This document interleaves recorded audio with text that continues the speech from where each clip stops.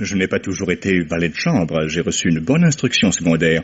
Et j'aurais pu devenir avocat, ingénieur ou ténor comme tout le monde. Vous n'avez pas l'intention, j'imagine, de me raconter toute votre vie. Que monsieur le commissaire m'excuse, je pensais qu'il était utile de donner quelques références. Vous vous appelez Raphaël Frela. Vous avez 37 ans. Je suis né à Montbéliard le 24 janvier 1924. Depuis combien de temps au service de monsieur Pradier? 2 ans et demi. Je suis arrivé ici peu de temps avant que monsieur Pradier se remarie. Par conséquent, vous n'avez pas connu la première madame Pradier? Non, monsieur le commissaire. Mais j'en ai entendu dire beaucoup de bien par Gerty. Gerty? La cuisinière. Ah oui, Germaine Thibault, 62 ans, employée depuis 30 ans dans la famille Pradier. C'est elle qui a élevé le jeune homme. Maintenant, elle s'occupe des petits. Tous 3 enfants du premier lit. Oui, monsieur le commissaire. Jacques Pradier, 19 ans, étudiant en médecine. Nicolas, 7 ans, Suzanne, 5 ans. Oui, monsieur le commissaire. Et tout ce petit monde s'entendait bien avec la nouvelle madame Pradier? Monsieur Pradier n'a jamais eu besoin d'intervenir? Monsieur est un monsieur très occupé. Quand on dirige une grande banque, comme le Crédit International, on n'a pas beaucoup le temps de surveiller la maisonnée. Et quand par hasard il vous arrive de pouvoir passer une soirée dans les pantoufles, on ne demande qu'une chose, c'est qu'on vous laisse tranquille. Le ménage s'entendait bien? Je n'ai jamais rien remarqué. La différence d'âge était grande, pourtant. Une trentaine d'années, monsieur Pradier a 55 ans. Il ne les paraît pas. C'est un homme qui n'a jamais pris le temps de vieillir, toujours soigné, tiré à 4 épingles. Des maîtresses? Alors, soyez franc, monsieur Raphaël. Je suis franc, mais discret. Avec moi, la franchise est de règle, pas la discrétion. Eh bien, monsieur est plutôt... enfin, un peu... Cavalier, hein? Allez, disons le mot. Si c'est ce mot-là que monsieur le commissaire préfère, je ne peux pas dire non. Et jalouse, la femme? Oh, monsieur était un modéré. Jamais rien de grave. Jamais de scandale. Et du côté de madame Pradier, rien à signaler? Je respectais trop madame. Enfin, vous savez rien? Rien. Eh bien maintenant, monsieur Raphaël, si nous parlions un petit peu de vous. Quand j'ai voulu en parler, monsieur le commissaire m'a arrêté. Enfin, je veux dire qu'il ne m'a pas laissé continuer. Alors, moi, j'ai fait la guerre d'Indochine. J'ai été démobilisé avec le grade de sous-lieutenant. Non, sans remonter si loin, je voudrais simplement savoir ce que vous avez fait pendant la journée du 12 septembre dernier. Le jour où... Oui, le jour du... Eh bien, ce jour-là, je me suis levé de très bonne heure. Monsieur devait prendre l'avion à Orly pour se rendre à Londres. Il m'avait demandé d'aller chercher la voiture au garage. À 6h30, elle était devant la maison. Parce qu'en plus de mon emploi de valet de chambre, je fais quelquefois le chauffeur et je dois dire que comme chauffeur... Oui, et oui. ensuite Ensuite, je suis monté à l'appartement, monsieur était prêt. Il m'a dit « À demain, Raphaël, je ne serai pas de retour avant minuit. Amusez-vous bien, mon vieux. » Amusez-vous bien. Mais il m'avait donné la journée. J'étais invité au mariage d'un camarade d'Indochine. Où, ce mariage? À Fontainebleau, monsieur le commissaire. Et ça a duré combien de temps? Toute la journée. Et vraiment de la bonne société. C'est un cousin de la mariée qui m'a ramené dans sa voiture. Vers quelle heure, à peu près? Tard dans la nuit. 2h30, 3h. Et en rentrant, vous n'avez rien remarqué d'anormal? Absolument rien. Je tombais de sommeil. C'est seulement le lendemain matin, quand je suis descendu pour reprendre mon service, que j'ai trouvé Gerty dans sa cuisine, qu'elle m'a tout raconté. Et comment vous a-t-elle raconté ça? Madame était restée toute la journée allongée dans sa chambre. Rien de grave, un gros rhume. Elle y était sujette. Et c'est votre Gerty qui lui portait ses repas? Forcément, puisque je n'étais pas là. Après? C'est seulement le soir, vers 9h, que Gerty, qui venait de mettre les enfants au lit, est entré dans la chambre de madame pour lui demander si elle n'avait besoin de rien. Elle l'a trouvé dans un état alarmant, en plein délire. Les yeux comme dilatés. Gerty, prise de peur, téléphone au docteur qui arrive presque aussitôt. Il paraît qu'il a été merveilleux, mais rien à faire. Quand monsieur est revenu un peu après minuit, madame était déjà morte. Bon. Vous, monsieur Raphaël, que pensez-vous de cette mort? Je suis honoré que monsieur le commissaire me demande mon avis. Je trouve ça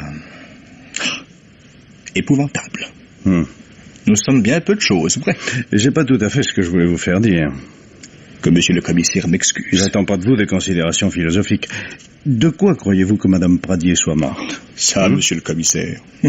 Monsieur le commissaire pense bien que c'est une question que nous nous sommes tous posée. Mais quand on se pose une question, on essaie de trouver la réponse. D'abord, je me suis dit une embolie ou quelque chose de ce genre. Des accidents comme on en voit tous les jours. Hélas. Mais quand j'ai su que le médecin de la mairie refusait le permis d'inhumer et qu'on allait faire l'autopsie, j'ai compris que c'était beaucoup plus grave. Et puis voilà monsieur le commissaire qui se présente et nous interroge les uns après les autres. Ah. Alors là... Ouais. Allez, qu'est-ce que vous en pensez? Je ne sais pas, moi.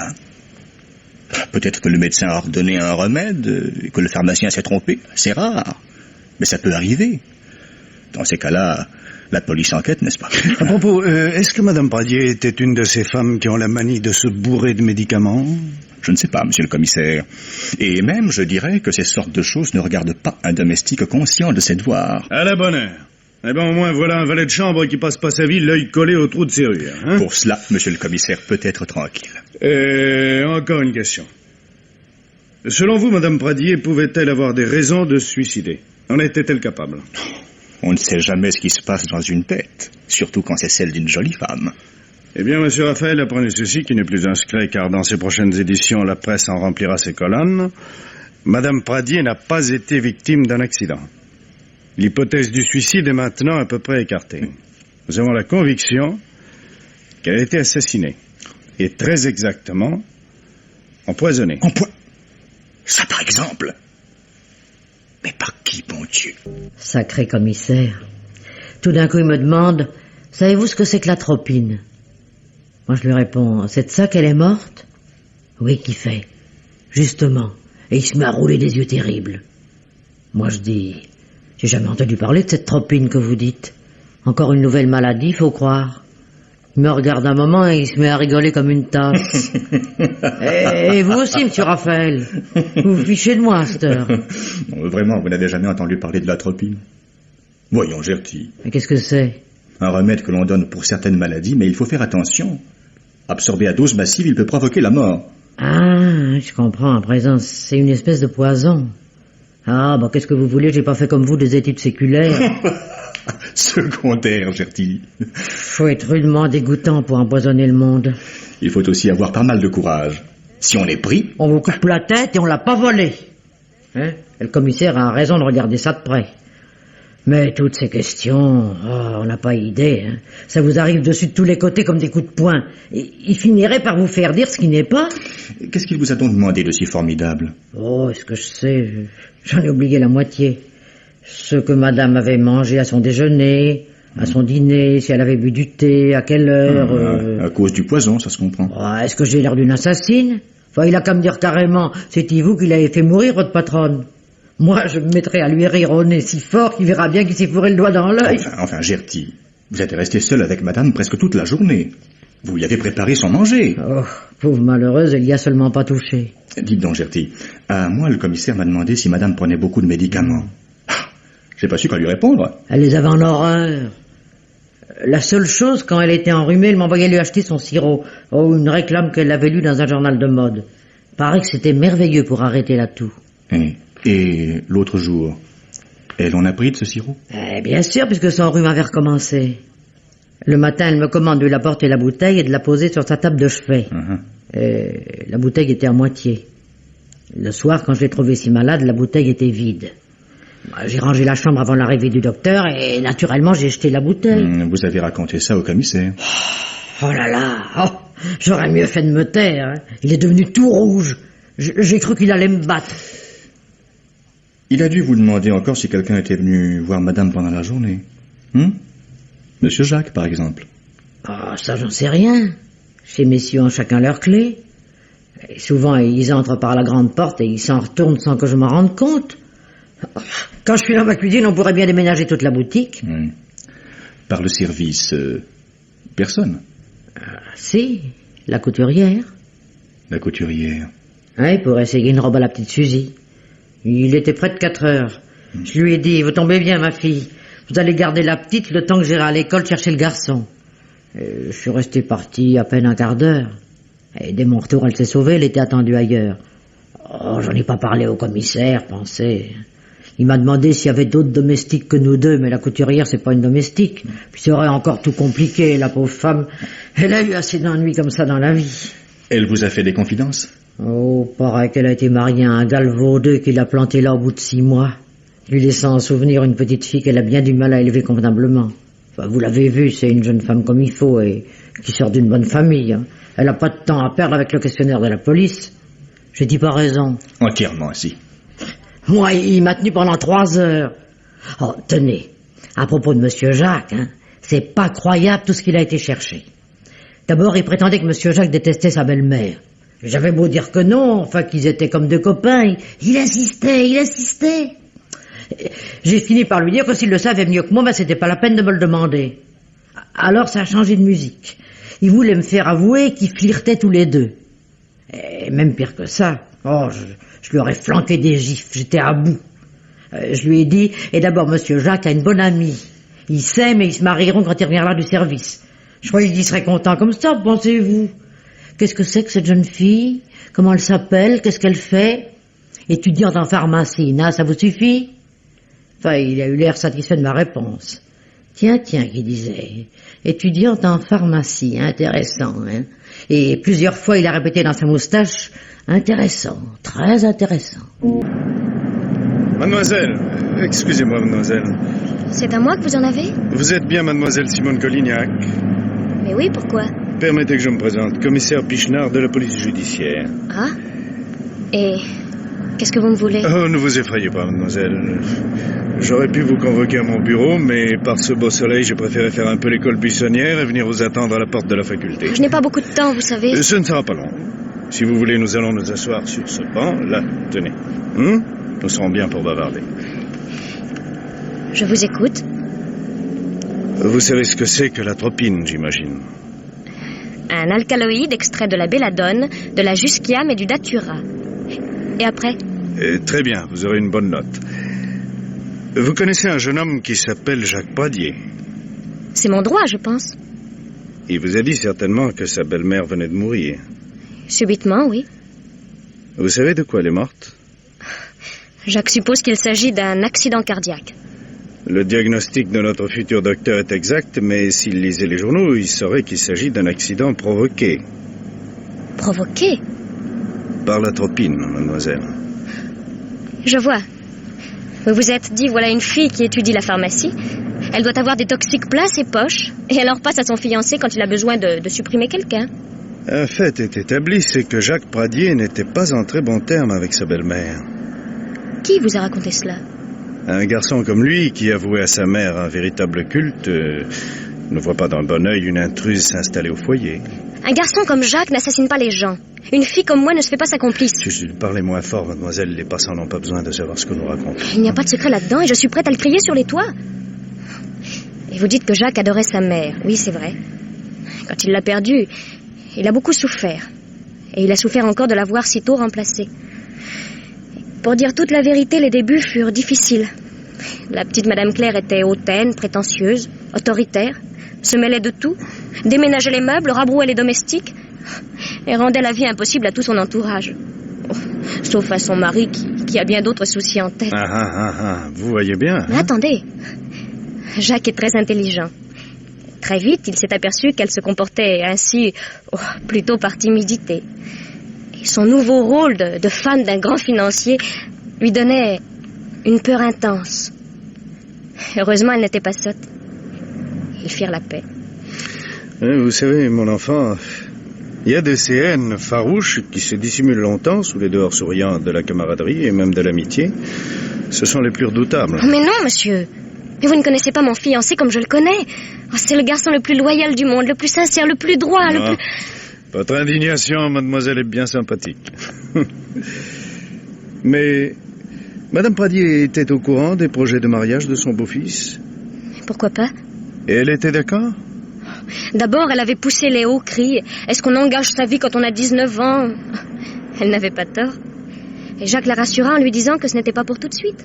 Les études d'abord, et Et puis le service militaire. Très bien. Les jeunes gens d'aujourd'hui sont beaucoup plus raisonnables qu'on ne croit. Oh, ce n'est pas être très raisonnable que de ne pas être complètement fou. Décidément, vous avez réponse à tout, hein? Et maintenant, qu'est-ce que vous faites? Vous me laissez partir ou vous m'emmenez en prison? Allons, vous êtes une gentille petite bonne femme. Allez, déjeuner. Allez. Oh là, mais dites-moi, vous avez une bien jolie bague. Magnifique, vous permettez? Or massif, vos initiales gravées, Colignac, Simone. Votre bague de fiançailles, je parie. Hein? Ah! Après ça, vous direz que les gars de la PJ manquent de flair. Hein? Qu'est-ce que ça signifie, Jacques? Tu fais des cadeaux aux jeunes filles à présent? Des cadeaux? Tu ne vois pas ce que je veux dire? Certaines bagues en or. Hein? Ah, la bague! Oui, la bague qui porte gravée les initiales CS. Claire Salmon, le nom de jeune fille de ma pauvre Claire. C'est exact, mon père. Et comment se fait-il qu'on retrouve cette bague au doigt d'une inconnue? Pas inconnu pour moi, mon père. C'est ma fiancée. Félicitations!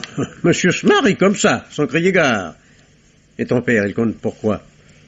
Voici 2 ans, le jour où mon père s'est mis en tête d'épouser Claire Salmon, il ne m'a pas demandé mon avis. Ta réponse est une insolence rare, mon fils. Est-ce que j'ai des comptes à te rendre, moi? Peut-être un peu, tout de même. Il faudra partager l'argent du vieux. Voilà ce que tu t'étais dit, hein? Oh, mon père! Tais-toi! Fiancé, c'est grotesque. Tu n'es même pas majeur. Sois tranquille, je ne me marierai pas avant de l'être. Alors nous avons le temps. En tout cas, je voudrais bien savoir où tu as pris cette bague. Je ne l'avais pas prise, Claire me l'avait donnée. Tiens. Depuis qu'elle s'appelait Madame Pradier, elle ne la portait plus. Et en quel honneur ce cadeau? Nous nous étions promis de vivre désormais en bons camarades. Cette bague était le gage d'une amitié qu'elle souhaitait durable. C'était une nature assez romanesque. Elle aimait le solennel, le symbolique. Ingénieuse, cette petite histoire. Tu ne me crois pas? Non, Claire me l'aurait dit. Alors tu crois que j'ai été fouillé dans son coffret à bijoux quand elle a été morte? Jolie, vraiment jolie? Ainsi Claire t'a donné, disons, ce précieux gage et ton premier mouvement a été d'aller l'offrir à cette personne. Pas du tout. Mon premier mouvement a été de le ranger au fond d'un tiroir. Et puis l'autre jour, c'était le lendemain du malheur, je l'ai pris pour le montrer à Simone. Elle s'appelle Simone. Simone Colignac, si tu veux tout savoir. Elle l'a trouvée belle et nous nous sommes aperçus que les initiales CS étaient aussi les siennes. Belle mentalité, se parer des dépouilles d'une morte. Cela peut être une façon de perpétuer sa mémoire. Je n'aime pas ces cachotteries. Femme et toi, vous aviez à mon insu des conversations amicales? Tu aurais préféré que nous passions nos journées en disputes idiotes? Mais chez moi, derrière mon dos, vous conspiriez. Qu'est-ce que tu vas chercher? Sais-tu qu'il me vient d'étranges soupçons? Quoi? Ma première idée était stupide. On n'assassine pas une femme pour lui prendre une bague et la porter à sa petite amie. On n'assassine pas? Parce que... Non, c'est pas possible. Toi, mon père, tu irais jusqu'à imaginer... Ah, depuis ce coup terrible, je ne sais plus. Oui, j'imagine, et ce que j'imagine est atroce. Jacques, il faut que tu me dises toute la vérité. Quelle vérité? J'ai tout dit. J'en sais trop déjà pour ne pas exiger le reste. Où en étiez-vous tous les deux? Parle. Mais parle donc, petit misérable. C'est lamentable. Je crois inutile de poursuivre cette conversation. Il nous arrive quelque chose de très embêtant, monsieur Pradier. Quoi donc, commissaire? Votre alibi ne tient pas. Ah. Vous prétendez avoir passé toute la journée du 12 septembre à Londres et n'être rentré chez vous que vers minuit. Or, vous étiez de retour à Orly à 20h05. Je le reconnais, oui. Pourquoi ce mensonge? Je pensais pouvoir, sans inconvénient, laisser dans l'ombre une aventure qui... Enfin, dont je n'ai pas lieu d'être très fier. Rien ne doit rester dans l'ombre, monsieur Pradier. Qu'avez-vous fait entre 20h et minuit? Je ne suis pas rentré chez moi directement, voilà tout. Quand on a la clé de l'entrée principale, on peut facilement pénétrer dans l'appartement et circuler sans qu'on vous entende de la cuisine. Supposons que vous soyez revenu vers 8h30, 9h moins le quart, que vous soyez entré dans la chambre de votre femme. Que je lui ai versé le poison et que je sois ressorti pour aller attendre les événements dans un bistrot. Dame. Pourquoi aurais-je fait cela? Pourquoi aurais-je assassiné ma femme? Ma femme, mais je l'adorais. Tu es ma petite Claire, mon Dieu. Il serait si simple de me dire ce que vous avez fait de votre soirée. Ah, commissaire, vous me tourmentez. Mais je l'ai bien mérité. Vous exagérez probablement la gravité de vos actes. Disculpez-vous, c'est le principal. Eh bien, pendant que ma pauvre petite luttait contre la mort... Que faisiez-vous? Vous étiez en train de la tromper, quoi. C'est ça, oui? Oui. Monsieur Pradier, d'après les renseignements que j'ai recueillis sur vous, vous êtes un homme parfaitement honorable, un bon père de famille, et même en un sens un bon mari, mais... Enfin, il peut vous arriver quelquefois... Ah, il n'est pas dans mes attributions de faire de la morale. Bon, dites-moi maintenant, quel était votre partenaire? Oh, je ne connais même pas son nom. Vraiment? Je rentrais d'Orly sous une pluie battante, j'ai aperçu une jeune femme qui s'abritait sous une porte cochère, je lui ai proposé de monter dans ma voiture. Sans arrière-pensée, naturellement. Oh, je vous le jure. Ouais. Je ne me suis pas tout de suite rendu compte que j'avais affaire à une professionnelle. La fille était belle. Nous sommes allés boire un scotch dans un bar. De l'autre côté de la rue, il y avait un hôtel. Voilà. Eh bien, tout ça me paraît très clair, monsieur Pradier. Très clair. Enfin, un alibi de plus à vérifier, quoi.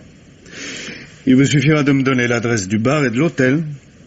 Si nous avons besoin de la fille, ce sera un jeu pour nous de la retrouver. Pour la deuxième fois, vous venez d'employer le mot alibi. Vous croyez donc fermement que moi, j'aurais pu... Chut, excusez-moi. Il y a quelqu'un derrière la porte. Qu'est-ce que vous faites là, Raphaël? Je croyais que vous n'écoutiez jamais aux portes. Je faisais mon travail. Il y a une vis qui manque à cette plaque de propreté. Il va falloir que j'en mette une autre. C'est une chance que je rencontre monsieur le commissaire. J'aurai une communication à lui faire qui pourrait l'intéresser. Bon.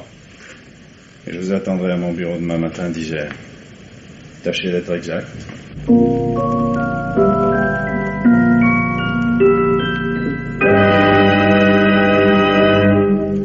Vous avez les renseignements, mon vieux Brou? Voilà, patron. Raphaël Frela, né à Montbéliard le 27 juillet 1924. Casier judiciaire? Vierge.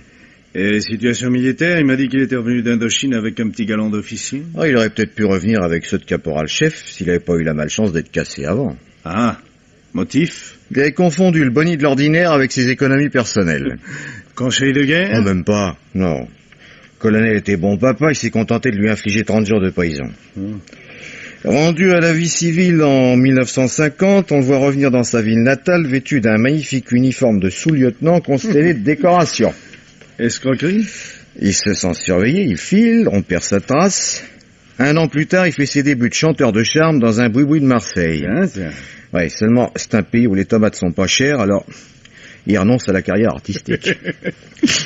Il devient barman à Lyon, à Vichy, au Havre, chauffeur de taxi à Bordeaux, débardeur à Nantes, vaguement camelot à Paris, fréquente les champs de course et joue les durs dans les bars de Pigalle. Et vaguement mêlé à une affaire de proxénétisme, mais bénéficie d'un non-lieu. Cette vie mouvementée commence à lui peser, il réussit à se faire embaucher comme valet de chambre par une danseuse nue qui avait des idées de grandeur. Et il finit par retomber dans la dèche. Ensuite, plusieurs places. La dernière chez les Pradier, c'est là qu'il est resté le plus longtemps. Pas de chapardage? Un seul accident. Il servait alors chez une vieille comtesse qui constata la disparition de quelques bijoux de prix. Seulement la bonne dame, craignant probablement un scandale dont on devine les raisons, s'est dépêchée de retirer sa plainte. Jamais marié? Les services de l'état civil m'ont pas encore donné confirmation. Ouais. Drôle d'oiseau. Trop froussard pour être vraiment dangereux. Je me demande un peu ce qu'il peut avoir à me raconter. Enfin, faut rien négliger. Veuillez entrer. Monsieur le commissaire, il y a là un particulier qui demande après vous. Il a rendez-vous? Il s'appelle Raphaël Frela. Faites-le entrer. Bien. C'est exact, en tout cas. Asseyez-vous dans un coin, mon vieux Brou. Oui, patron. On va bien voir. Je présente mes respects à monsieur le commissaire. Entrez, monsieur Raphaël, entrez. Connaissez-vous mon collaborateur, l'inspecteur Brou? Enchanté, monsieur. Prenez cette chaise. Mettez-vous à votre aise. Une cigarette? Oh, merci, monsieur le commissaire. Alors, vous avez des révélations importantes à me faire? Il m'en coûte pourtant beaucoup, je vous assure. Oh, c'est donc si grave? J'en ai peur. Mais la vérité avant tout, n'est-ce pas? Vous aimez la vérité, ça se voit. On se sent tellement plus léger quand on l'a dite, monsieur le commissaire. Et c'est ce que je ne cesse de répéter à mes clients. Eh bien alors, puisque vous y voilà décidé, allez-y de votre petite histoire, hein? Chez nous, ça va mal. De plus en plus mal. Et quoi donc? Gerty laisse brûler ses rôtis et grogne du matin au soir. Les gosses braillent et cassent tout. Monsieur se renferme pendant des heures dans son bureau. Et je crois bien que c'est pour pleurer. Ouais. Monsieur Jacques ne met plus les pieds à la maison. Depuis quelques jours, j'avais bien remarqué que le père et le fils ne s'adressaient plus à parole, qu'ils s'évitaient. Comme s'ils se soupçonnaient l'un l'autre. Sans doute des idées que vous vous faites. La fin dramatique de la jeune femme les a durement secoués, et depuis qu'ils se rendent compte que nous sommes sur la piste du criminel, ils s'affolent. Vous êtes sur la piste? Je ne peux pas vous en dire davantage. Vous comprenez pourquoi, hein? Mais vous faites bien de me tenir au courant de vos observations personnelles. Ce n'est pas tout. Tiens. La soirée du 12 septembre, monsieur l'a passée à Paris. Comment le savez-vous? Un ami à moi, qu'il connaît bien, l'a aperçu à 8h30 au volant de sa voiture, avenue Bosquet. Et qu'est-ce qu'il faisait là? Il s'est arrêté et il a embarqué une poule. Ah. Ça m'ennuie de dire cela de monsieur, mais puisque c'est la vérité. Mon ami est prêt à venir témoigner. Votre ami? Monsieur le commissaire? Ne le dérangez pas. Je croyais... Il y a longtemps que nous savons à quoi nous en tenir sur les occupations de monsieur Pradier au cours de la soirée du 12 septembre. Oh, je m'en doute. La police est toujours bien renseignée. Pas mal, oui. Oui, quoi qu'on en dise. Oh, répondez, mon vieux Brou. Oui. J'écoute. Oui. Oui, monsieur le directeur. Non, ici, l'inspecteur Rowe. Oui, monsieur le directeur, je vous l'appelle. Le grand patron, monsieur Pichenard. Oh, bien. Cher monsieur Raphaël, je ne vous retiens plus. Mes respects, monsieur le commissaire. À bientôt, mon lieutenant. Mais le voilà, monsieur le directeur. Oui, je vais vous le passer. Vite, il commence à fumer. Allô, excusez-moi, monsieur le directeur. Bien, monsieur le directeur. Oui, monsieur le directeur, oui. Vos ordres seront exécutés, monsieur le directeur. Un mandat de perquisition. Bien, monsieur le directeur. Bien, je l'envoie prendre. Mais vieux macaque.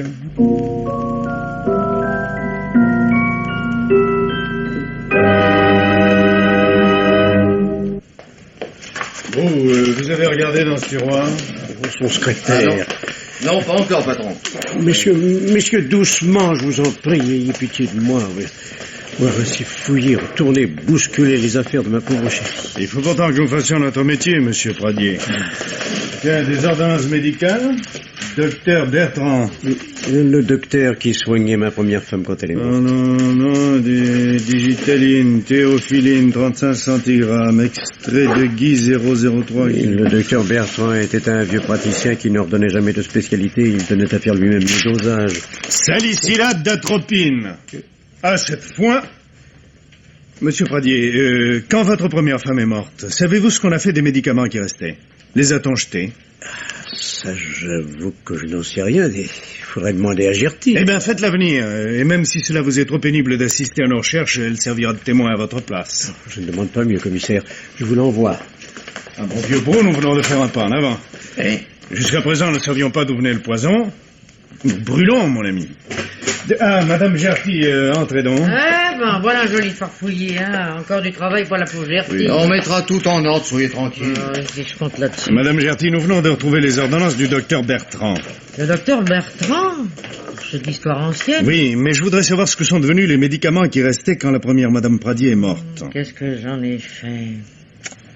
J'étais tellement tourneboulé, vous savez, dans ces moments-là. Mais essayez de vous souvenir, hein. Ça y est. J'ai tout rangé dans une boîte.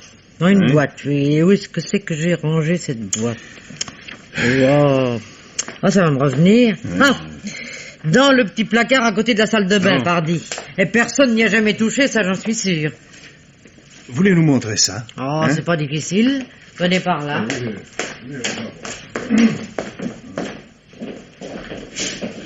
Là.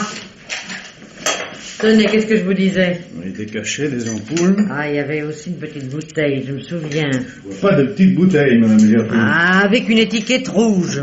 Ah, pas plus d'étiquette rouge que de petite bouteille. Ça, c'est un peu fort, alors ça, j'aurais bien juré qu'il y en avait une, pourtant. Tiens, Raphaël. Et on vous retrouve dans tous les coins. Et que monsieur le commissaire m'excuse, j'étais en train d'estiquer les robinets de la baignoire. Ah, bon, ouais, bah, sticker, mon ami, sticker. Remportez-moi ça dans ma chambre. Oui. Oh, dans ma chambre, là-bas. Tournez par là, hein. Ouais. Mon pauvre Brou, nous piétinons, nous tournons en rond. Nous sommes minables. Ah, parlez-moi de ces bonnes petites enquêtes où on a affaire à de vrais guapes. Tous les gens d'ici sont insoupçonnables. C'est scandaleux. Alors qu'est-ce qu'on fait, patron?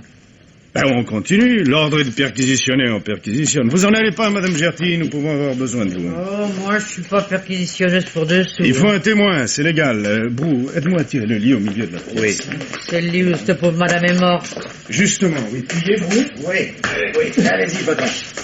Tiens, c'est que ça. Hein? Avec paire de ciseaux. Respectez les empreintes, surtout. Hein? Pas de danger, patron. Et ces ciseaux vous appartiennent, madame Gerty? Ces ciseaux? Bah, c'est ceux de madame Fernande. Ça, c'est plutôt drôle, par exemple. Madame Fernande, qui est-ce, madame Fernande? La couturière? Et qu'est-ce qu'elle fait, cette couturière? Ah, de la couture, pardi. Elle réparait les toilettes de madame, elle coupe les robes de la petite Suzy. Elle vient souvent? Oh, il fut un temps où elle venait presque tous les jours, et puis souvent elle déjeunait. Quand ma maîtresse était si malade, elle m'aidait à la soigner. Une femme de cœur, vous savez. Oui, vous dites votre maîtresse, laquelle, la première ou la seconde? Oh, j'en ai jamais eu qu'une, monsieur le commissaire. La mère de monsieur Jacques et des Ptiaux. Quand cette madame Fernande est-elle venue pour la dernière fois? Eh ben, justement le jour... Le 12 septembre? Oui, justement ce jour-là. Bon Dieu! Pourquoi me l'avez-vous pas dit plus tôt? Oh, je croyais pas que ça avait de l'importance. Oh, un quart d'heure qu'elle est restée guère plus. Elle est entrée dans cette chambre? Je sais pas. Et vous voyez bien que si, puisqu'elle a oublié ses ciseaux. Faut croire alors. Quel âge elle a, cette madame Fernande? 28 ans. Et jolie? Une vraie beauté, vous pouvez dire, hein. Mais sérieuse. Mariée? Divorcée. Vous allez me donner tout de suite l'adresse de cette personne. J'aimerais faire sa connaissance. C'est-il que vous voulez la demander en mariage? Allez, donnez-moi l'adresse. Oh, je la sais par cœur. Madame Fernande Borelli, avec 2 L, 192 rue Ordinaire. 192 rue Ordinaire.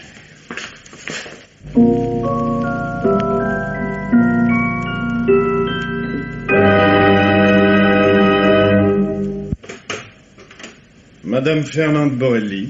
C'est moi, monsieur? Que désirez-vous? Commissaire Pichenard, police judiciaire. Inspecteur Brou, mon adjoint. Entrez, monsieur. Asseyez-vous. Vous êtes couturière? Oh, une petite artisane. Quelquefois, je vais en journée. Chez les Pradier, par exemple. Ah, depuis 2 ans, beaucoup moins. Et nous savons que le 12 septembre dernier, on vous y a vu? Je rapportais une robe que je venais de terminer pour la petite fille. Je suis restée très peu de temps. Tenez, je veux vous montrer quelque chose. Passez-moi donc ma serviette, mon cher Brou. Oui, voilà, patron. Ah. Cette fermeture est complètement détraquée. Ah, tiens, ça y est, je me suis encore cassé un ongle. Oh, vous voulez des ciseaux? Chez une couturière, on doit trouver ça. Tenez, en voilà. Vous les trouvez peut-être un peu grands. Ah ben, ma foi, pour couper un ongle, oui, ils sont un peu grands, peut-être. J'en avais d'autres, mais je sais pas où ils sont passés. Dans cette serviette, justement, il y a ce qu'il faut. Tenez, vous qui êtes adroit, essayez donc de l'ouvrir, hein. Oui. Et surtout, ne vous estropiez pas. Hein, voilà. Bravo. Un as, ce beau. Vous allez voir, chère madame, ce qu'il y a là-dedans. Tenez, regardez. Vous les connaissez, ces ciseaux? Oh, par exemple. Où les avez-vous trouvés? Et devinez. C'est extraordinaire. Dans la chambre de madame Claire Pradier.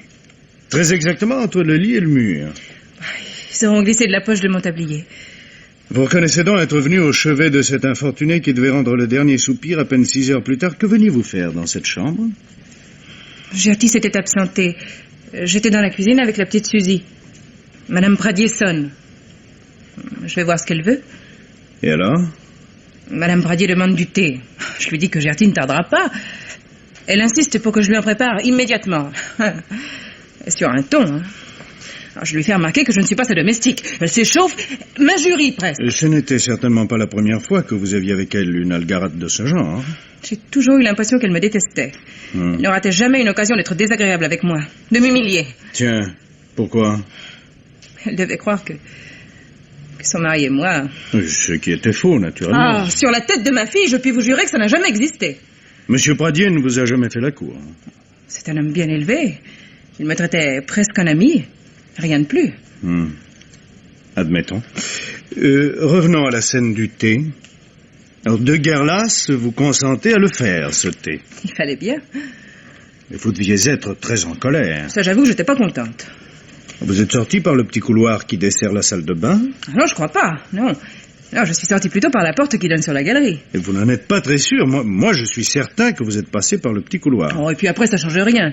Oh, que si. Que si. Dans le petit couloir, il y a un petit placard. Je l'ai jamais ouvert. Dans le petit placard, il y avait une petite boîte. C'est possible. Dans la petite boîte, des médicaments, notamment une petite bouteille portant une étiquette rouge. Où voulez-vous en venir? Vous étiez au paroxysme de la rage. Tiens, vous avez de la visite. Je n'attends personne. Ah, c'est dommage, la conversation a commencé à devenir intéressante. Le visiteur s'impatiente, faut aller ouvrir. Pour ne pas vous importuner, nous allons nous mettre dans la pièce à côté. Cette porte-là. C'est ma chambre. Bien, vous venez, Brou? Oui, patron. Vous n'essayez pas de filer, j'ai 2 inspecteurs qui surveillent la maison. Allez ouvrir, madame.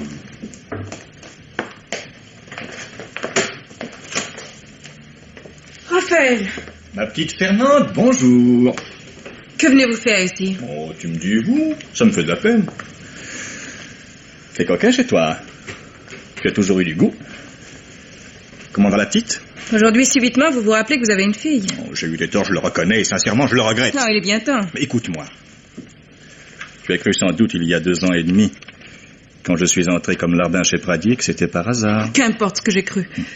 Le mal que j'ai eu à découvrir ce que tu étais devenu. Je t'ai cherché pendant des mois.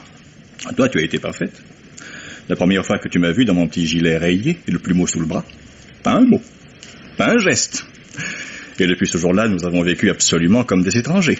Bonjour, Madame Fernande. Bonjour, Monsieur Raphaël. Pas chaud ce matin? Mais aujourd'hui, ce n'est pas pour parler de la pluie et du beau temps que je viens. Tu ferais mieux de t'en aller sans rien dire. Quand je suis entré chez Pradier, il était veuf depuis peu. C'est un homme qui ne peut vivre sans avoir une femme à portée de la main. Il papillonnait drôlement autour de toi. Toi, tu faisais semblant de ne pas y prendre garde. Je me disais, c'est en progrès, la petite Fernande. C'est la bague au doigt qu'elle cherche, elle l'aura. Et ce jour-là... Et même si c'était vrai... Seulement pas de chance. Voilà l'autre mijaurée qui s'amène. Une vague cousine du père Pradier. Avant son arrivée, tu déjeunais à la droite du patron. Du jour au lendemain, tu fus relégué à l'office.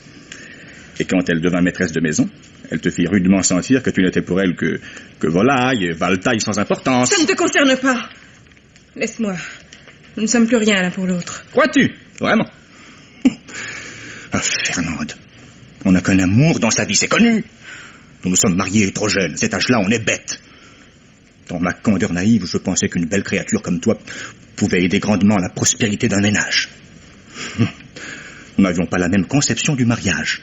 C'est ce qu'on appelle l'incompatibilité d'humeur. Je crois bien que je t'ai un peu battu, tu n'aimes pas cela, nous avons divorcé. Quelle délivrance.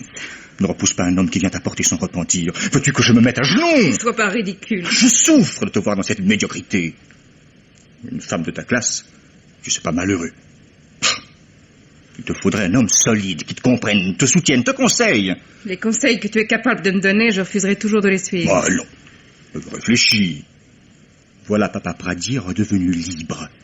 Laisse revenir le printemps, tu le verras frétiller comme un gardon qui court après l'hameçon. Je ne remettrai jamais les pieds chez lui. Assez comme ça, va-t'en! Je n'ai pas encore tout dit. J'espérais pouvoir garder la vérité pour moi tout seul. Faire ton bonheur sans que tu connaisses les moyens que j'ai employés, que tu acceptes la fortune que je t'apporte sans que tu sois obligé de me poser des questions. Je ne t'en poserai pas, sois tranquille. Et moi, maintenant, je veux que tu saches. Non! Ah non, tais-toi. C'est moi qui ai versé le poison. Quoi? Monsieur venait de partir. Gertie n'était pas encore descendue, madame dormait dans sa chambre. J'ai été prendre dans le débarras du petit couloir une fiole que j'avais depuis longtemps repérée. Le sirop que prenait madame était dans la petite pharmacie de la salle de bain. Ça a été vite fait. Ensuite, je suis monté dans ma chambre, m'habillé, et je suis parti pour Fontainebleau. Drôle de journée, je t'assure. Et depuis, les remords, tu ne peux pas savoir comme c'est affreux. Mais vois-tu, ce serait à refaire, je n'hésiterai pas. Puisque c'est pour l'amour de toi que je l'ai fait. Et si j'allais te dénoncer? Me dénoncer? Mais tu es désormais ma complice. Tu ne serais pas innocenté pour si peu. Moi, les policiers ne m'ont jamais soupçonné, je suis manœuvré. Tiens, quand j'ai appris que quelque chose clochait dans la Libye du père Pradier, eh bien, j'ai été les trouver carrément. Ils savaient déjà, mais ça les a mis en confiance. Ils m'ont presque félicité. Je les ai bien possédés. Te tairas-tu, imbécile? Imbécile? Voilà un qualificatif qui te va comme un gant. Mon lieutenant Raphaël. Le commissaire. La police aussi écoute aux portes quelquefois. J'espère que tu ne feras pas de difficultés pour nous suivre. Mais tout ce que j'ai raconté, monsieur le commissaire, c'était de la blague. Je n'ai rien fait du tout. Pas de cris, hein? Surtout pas de cris. Passez-lui les bracelets, mon vieux brou. Cette dame ne m'a jamais pris au sérieux. Il fallait que je l'impressionne. Mais oui. Tu nous expliqueras tout ça plus tard. Vous connaissez ma vie, pourtant. Est-ce qu'on dit la vérité aux femmes? Je suis un honnête homme, moi, monsieur le commissaire. Je suis un honnête homme, enfin, quoi.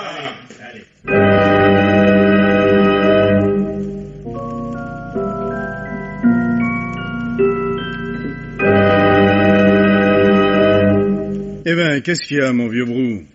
Qu'est-ce que vous avez à retourner cette lettre en tous sens? Le garçon vient de la porter.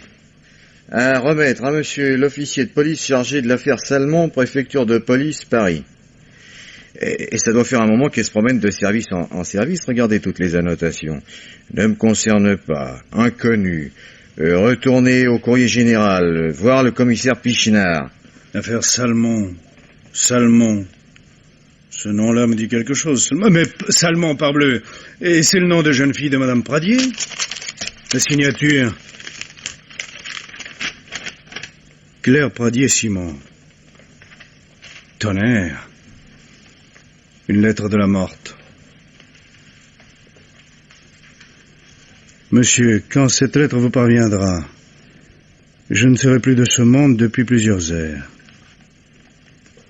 J'indique mon nom de jeune fille sur l'enveloppe afin qu'elle m'aide à vous atteindre un peu plus que le temps normal.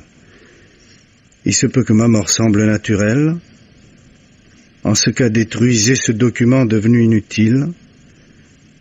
Mais si vous êtes chargé de faire une enquête, vous n'aurez qu'à classer l'affaire sans inquiéter personne. Je me donne la mort volontairement. Eh ben... J'ai trouvé au fond d'un placard de vieilles ordonnances et quelques médicaments qui datent de la maladie de la première femme de M. Pradier. Par les numéros inscrits sur une ordonnance, je sais qu'un flacon contient une drogue très dangereuse en quantité suffisante pour ce que je veux faire. Je me suicide parce que je suis las d'une existence idiote. La seule coupable, c'est moi. Il y a des filles de 20 ans qui rêvent de faire de riches mariages et ne savent plus les défaire ensuite. Mon mari n'est pas un méchant homme. Il m'a aimé, mais pas longtemps. Il est si volage. Maintenant, il ne me considère plus que comme un bien dont il dispose à sa fantaisie. Du moment qu'il me voit couverte de fourrure et de bijoux, il me croit comblée. S'il savait. J'avoue qu'il y a une autre raison sentimentale, mais cela est un secret que je ne dois à personne et que je tiens à emporter dans la tombe. Monsieur l'officier de police, je vous supplie de ne jamais révéler la cause de mon décès, ni à mon mari, ni surtout à Jacques Pradier. Ils diront, pauvre fille, elle a toujours été un peu folle. Vous pouvez faire vérifier l'authenticité de mon écriture. Afin de faciliter votre tâche, je joins ma carte d'identité dont je n'ai plus besoin et qui porte ma signature et mon empreinte digitale.